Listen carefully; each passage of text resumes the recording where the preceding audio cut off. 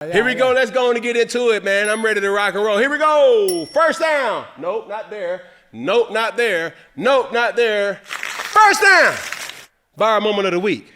Let's see what we got. So, from Dallas to Pittsburgh, George Pickens gets traded to the Dallas Cowboys. Now a new Cowboy.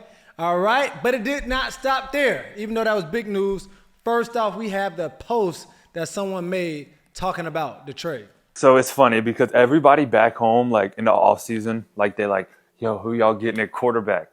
I'm trying to tell these people, we know when the media tells us. I was on my way to the facility and I just checked my phone and I look and it's like breaking news. Man. Pittsburgh's trading. But George you don't ever Pickens believe it till you see Adam on there. You know what I'm talking about? The front office isn't just making moves for like this year, you know, and that's kind of what I've had to learn. Like, they really trying to stack year on top of year on top of year. Like obviously us being in it, we want to win a Super Bowl every single year, but it's probably a little different for the front office. You know, like they make this trade. Okay, we can set up for this pick this year, and obviously I have no clue what I'm talking about, but that's just the way I look at it. So I don't even really like where I'm at. I play ball. I try to do my job. So Peyton Wilson and Benny Bishop made this video after George Pickens got shipped off to Dallas. In the comment below, George Pickens, or allegedly, you know, George Pickens type, they are the cheapest organization. Ain't no stacking year after year. They gonna let them killers go too soon as it's time. And so that was, you know, he laughed my butt off. And then literally, all right, so he commented back. So after he made this comment, he doubled back and said, literally on a plane, no service, just landed and seen straight lives from Pitts fans. Stop with the AI trying to make a story. I'm happy for everything the Steel City did for me. Happy Mother's Day to all mothers out there, George Pickens. So allegedly he did not make that comment. AI did it. But let's break it down in segments, all right? Talk about George Pickens and what he's going to add to the Cowboys first, and then let's get into this comment. Okay. I'm gonna speak on what I know. Okay.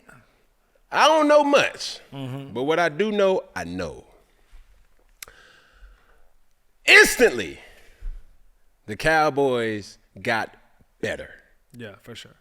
Now, what you gonna do? We need to take the stress load off of CD. Yeah. Then you go get George Pickens. GP. Now, they going to make it hard for Dak to have excuses this year. Yeah. They making it hard. There's an individual by the name of Jerry Jones, okay? I don't know if you know or you covered sports or followed sports long enough to understand this ain't nothing new, though, Jerry. Mm-hmm. What I mean by that, Jerry gonna go get him a crash out. It's been in his DNA since inception. What I mean? Okay, cool. Thought you would never talk to me, dude. Pac-Man, certified crash out, huh? Played for the Dallas Cowboys. Yeah. Michael Irvin, is certified crash out. Terrell Owens, you get what I'm saying? Certified crash out. Now, crash out to me ain't nobody in particular that can't control themselves. They just have a big personality. Jerry ain't no stranger to picking up these type of guys. Greg Hardy, played for the Dallas Cowboys, certified crash out. Oh, how can you talk about personality and not mention this guy? Well, I was waiting on him. Deion Sanders. I was saying, hold on now. Jerry made that happen. So he's saying to himself, okay, the narrative over the couple of years, I would say specifically last year, our team is a little soft. We ain't got no edge. We don't got no edge. We a little smooth. We country club. Yeah. You know, we need somebody that's gonna give us that ain't scared to grab a face mask or two or being this or being that. So what we gonna do? We gonna go get us a certified crash out. Talented as I don't know what. Yeah. You know, we like us rough around the edges. And he not rough around the edges off the field. Man, listen, this is the thing about George Pickens that's the biggest misconception. Every issue that everybody has ever had with George Pickens has always been where, Peggy? On the field. On the field. We can manage all that. See, typically a crash out is always labeled off the field. Legal problem. Yeah, you know what I'm saying? No. George Pickens ain't that. He a competitive football player. We don't never see George Pickens in the club. We don't never see George Pickens doing anything rambunctious. We don't ever see George Pickens doing anything but besides being a model citizen outside of the facility. No matter if it was in the University of Georgia, Pittsburgh, and now, no Dallas. My boy done been a model citizen. Yeah. So what you get mad at? Because what, he done grabbed the face mask or two, done squirted some water on somebody on the sideline? What, you mad that he done sent a tweet and made it abundantly clear that he's not happy because ain't nobody throwing him the ball? Yeah. That's what playmakers do. That's what crash outs do. That's what guys that want the ball, and that's what competitors do. So dare I just say, like, crash out is a bad thing. We all need it. We all need it. Now, could I change the word? Yeah, but sometimes it just got to label it what it is. And if you're asking me, Cam, would you want George Pickens on your team? Wouldn't even think twice. Sign me up. Because if I'm him, if I'm Dak, and I get to look on and say what, 80? CD, what's up, my boy? Hey, easy. Woo, George. Like, shit. Boy, what? The issue now becomes, how are we going to manage them two? Yeah. Y'all want to throw the ball. Well, you got a lot of options out there. Bro. It's a walking stack. I mean. Like, they both can go for 1,000 yards. Easy. A thigh wow. They are literally giving Dak everything he needs. So, this gonna be some must-see TV. And on top of that, I may be beating you to the punch, Pick. Come on now. We get to see this early in the season. Come on. And I can't wait. Because I'm going to tell you one thing. George done showed a lot of things. But he has convinced me that ain't nobody said he a bad teammate. Have we heard that? No. Now, he may have done some immature things, but we can say, well, get past all that. We can mature. Gone out. Who he slapped on the field? Oh, all right. Well, cool. What did he do? Yeah. No. Not what George did. What did he do to poke George? That, yeah. Huh? To poke the belt. You know he crazy. And you know he gonna give you all he got. You did. I want that. Yeah. Now, having a whole team of Georges, that's a dysfunctional team. Yeah. We got to scatter him in there. Sporadic. But he going to light some fire, though, under them. He instantly gives that team an edge. Yeah. Every team needs an edge. I done said this multiple times, Peggy. In any successful team, I don't care if you're talking about the Kansas City Chiefs. I don't care if you're talking about the Alabama. I don't give a doggone you talking about any high school team. Every coach will tell you you need a perfect blend of good old boys, by the book boys, choir boys, and you need some misfits. You need some guys that don't give a doggone. And you don't give a damn, we don't give a what? You know what I'm saying?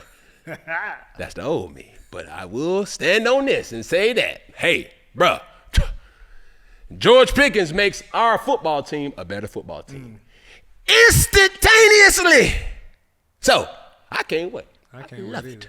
I adore it. Matter of fact, I want some more of it. And I want to see Dak Bartholomew Gunther Prescott. See him perform. Because we need to see what that 60 ball a year going to render us. Because you ain't got no more excuses. You ain't got no more. Because we know what CD can do. We really, and this is the spooky thing about this. Have we really seen the best version of George Pickens? And that part, he was balling without a proven quarterback for years. I mean, you seen him with Russell Wilson, but you got your boy Kenny Pickett, Rudolph. It's like, bro, now he has a quarterback. Now, people hate on Dak, but, bro, he's solid. He gonna put up some. He gonna put the ball in the air. They want to put the ball in the air. So now he's in the system that's gonna put the ball in the air, bro. And I'm super excited to see what he gonna do in Dallas. And the thing is, it's like, okay, cool. He lined up. What's my man, Kylie? Wide receiver from Pittsburgh now. He came from Seattle. Oh, DK. Yes. So first off, we thought he was in the best situation with DK. Mm-hmm. 2 big body Benzes. 2 big body Benzes. And then you get in a better situation, as you say, even better market when the star is so bright. Oh my goodness. Bro, you ball out in Dallas, bro. You set for the rest of your life. Forever, ever, and never, ever. Man, Peggy, I'm trying to tell you, I can't wait. Because now, not only that, and, you know, CD ain't really the extracurricular, you know, showman. And when he scored a touchdown, cool, like, yeah. But George, when he score, he liable to do anything, and I can't wait. The toxic me. I'm going to be standing out in front of my TV like this. The meme. I can't wait to see that. Right, yeah, I can't wait for them to cover Dallas Cowboys. Like, who you gonna cover? This is gonna open up the run game. It's just gonna be crazy. Hello. Like, nah. The excuses is running out for everybody. As long as they stay healthy. And that as long as they stay healthy. Because for CD, he want to win. Micah Parsons, I still don't think that he done signed his contract, but that gives him any type of, you know, ammunition to say, you know what, I see what y'all doing. I see y'all trying. Y'all okay, cool. Dak, for sure, is like, okay. Does this add extra pressure on that? Of course it does.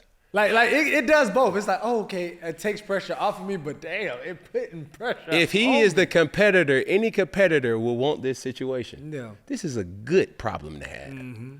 It's like, man to man, where? It ain't no 50 ball. Where? Who gonna do that? Who gonna be stupid to do that? You know what I'm saying? He got to go to receivers. I said that right. Go to receivers. Make that make sense? Don't that man fly over your headdress and your toupee.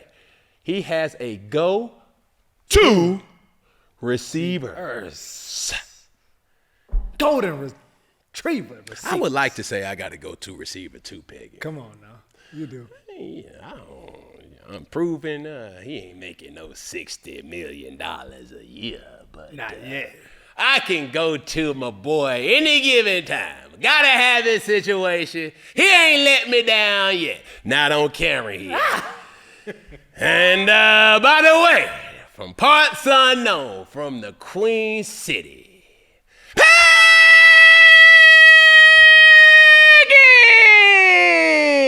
What's good, bud? Yeah. Come on now. We in here. We stay here. Don't play here.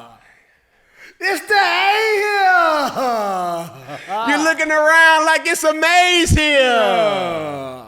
We making plays here. Come on. J's here. Ooh. Peggy, how you feel? How was your weekend, man, sir? It was good, man. It was Mother's Day weekend, so happy belated Mother's Day to all the mothers. Mm-hmm. You know, my weekend was amazing. Got a chance to spend some time with my mama. Mama! I love ya. She came in, you know, on Friday, she didn't know how to act. She broke down the whole, I don't even know what. Man, y'all go back and y'all watch. I don't know if you got it up on your post, but TikTok. Mama Peggy came to the office. And I would like to thank her personally because she taught me, I get my boots on the ground. See, when I was in Charlotte, it's something about Charlotte and having connectivity to Charlotte. Mm-hmm. When we had our camp, I got the gist of the kind of dance. The abbreviated version. Abbreviated. Now, Mom Dukes and Elytra, they really took me through it. Now, one thing that you ain't, like, Bug on groove. Huh? I'm a groove, you know what I'm saying? I got a mean little two-step, you know what I'm saying? Oh, yeah. It's that southern gentleman in me. I could catch a beat. Uh-huh. But what you ain't gonna see me, I ain't gonna have no fans in my, you know what I'm saying? Where them fans at? Nah. Instead, you just gotta fire. You know, where them fans at? Fire. When they get to this part, when they just, boom, boy, what? Got the boots on the ground. I've been having them boots. Let me see what I got now. I ain't got no boots on. I had it early on. But I ain't got no. I took my boots off. And I had to take it off because it was in somebody. Oh, shut your mouth. I be saying, look, I'll put it there now. You know what I mean? I ain't scared to put a boot up there. Yeah. I'm used to kicking it. Yeah. But tell me about your weekend. Man, thank you back to my weekend. Man, I had a good weekend with my mom, my brother. Man, we had a lot of time to spend together. Went to church with her on Sunday. You go to church, Peggy? And I go to church, man. I go to church. You believe in a higher power, in baby? a higher power, man. God himself, the great I am. So, had a good time. No, and it was big because, as a kid, my mom introduced me to God. So I ain't had time. We haven't been to church together in a while. We've been going. Only time we was in church, and we said that it was like it's been funerals. Cause she been in Charlotte, I've been in Atlanta. We've been moving, and so to go back to church together, it was just like, dang, that was big. So, man, I had a great time this weekend with my mom, my brother. So, enjoy the time. That's the thing. Like, enjoy the time that you get. Be in the moment. And time is precious. You know what I'm saying? We don't always have it. And so now I just have one parent. My father's deceased, rest in peace to him. But, like, just to have time with your parent and to savor the moment, it's like we can hustle and bustle, but it's like to sit on the couch, to look over, to be in church, to hug her, to kiss her. You value time at this age. And speaking of age, it was somebody's birthday. Big Bud birthday, May 11th this past weekend, man. Happy belated birthday to you, my brother, man, on this big age of 36, brother, man. Blessings to you on this age, bro. I'm officially an unk now. So what is it? This birthday of 36. What's new for this year for you? Man, this is the first time in my adult life that I spent my birthday in Atlanta. Yeah, that is, yeah. That's crazy. I just marked out my calendar. I thought we was gone. Man, out of here. Gone. But now, you know what, man? As I look back, Peg, 35 was probably my hardest year, personally. Now, I could say other things, but, it's like, well, other years, too. That was professionally. Yeah. But personally, man, I lost, as I go back to come forward, I lost the girl who loved me the most. One of the girls who loved me the most. And that's my grandmother. And I just hear her voice always echoing. Cammy, I sure do love you. And those things that you don't, you ever forget.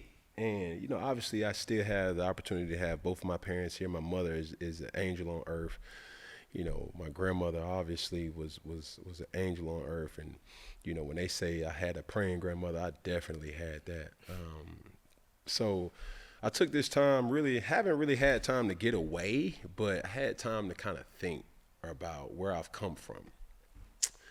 And I needed, just that to now not dwell on the bad, not dwell on, what made 35 so tough, but to go down that journey so now I can walk in gratitude and appreciate relationships, people who've came into my life for seasons and have always been there that I can depend on, rely on. And my plan is to, take time away to write everybody who's impacted my life a letter.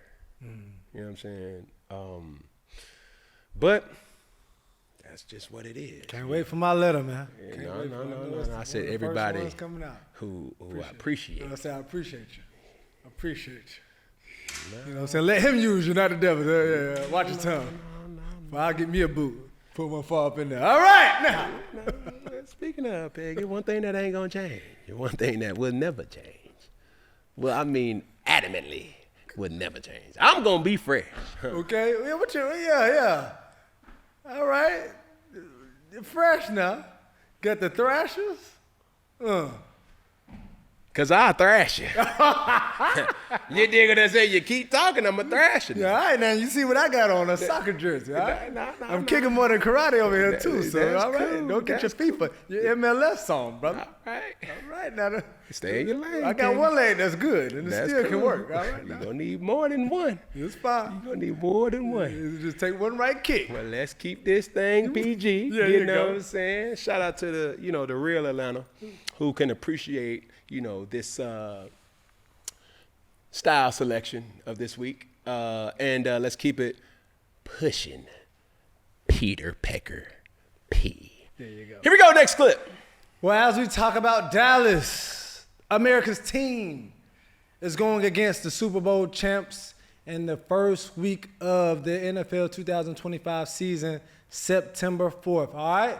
And as you said earlier, man, it's like we're going to put it to the test. Is George Pickens and the Dallas Cowboys ready to face Jalen Hurts and the Philadelphia Eagles? What do you think about this matchup on the first game of the season? Listen, I'll say this, and even though it's a long time away, in that division, you got to get them in early. What I mean, get them in, get the wins in.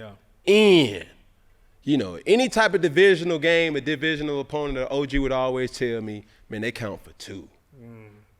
And in that division, it's probably, if not the most competitive in all of, the AFC North is kind of competitive. Pittsburgh, Baltimore, Bengals, Browns. But then you got the Commanders, Cowboys, the Giants, and the Eagles. But them divisions right there heavy. They battling. And they heavy. So I can't wait. It's going to definitely be must-see TV. But I'm going to take it back real quick because a couple years ago, Dallas played the Tampa Bay Buccaneers as the season opener. And that game was a really good game. I believe, to my knowledge, Tampa ended up winning the game, right? Or no matter who won or lost, that was a great display on both sides. With Brady and Dak, you knew that they had a good team. Because when you talk about early football games, right, the thing that stands out is how can we minimize mistakes? Unforced errors is what they call them, Peggy. That's offsides, illegal procedures, not lining up on the ball, just mishaps.